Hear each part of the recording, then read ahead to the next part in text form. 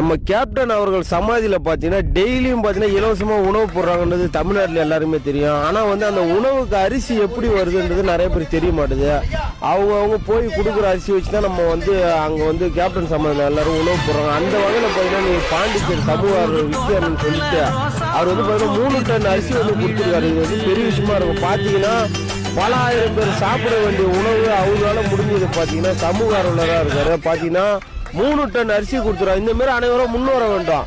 எங்க சாப்பாடு போட்டாலும் அந்த இடத்துல போய் நம்ம முன்னின்று நம்மளால முடிஞ்ச உதவி நம்ம பண்ணணும். அதுக்கு ஒரு எடுத்துக்காட்டா நம்ம சமூக ஆர்வலர் பாண்டியில பண்ணிட்டு இருக்காரு.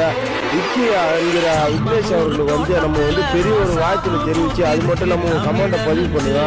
அனைவரும் இந்த மாதிரி முன் வர வேண்டும். அவர் நம்ம பாராட்டணும். ஏன்னு கேட்டால் எல்லாம் பணத்தை எடுத்து வீட்டுக்கு போறாங்க. ஆனா அவர் போய் 3 டன் அரிசி அங்க கொடுத்துறாருன்றது வந்து பெரிய விஷயமா இருக்கு. அவருக்கு கோடான கோடி நன்றி, வணக்கம்.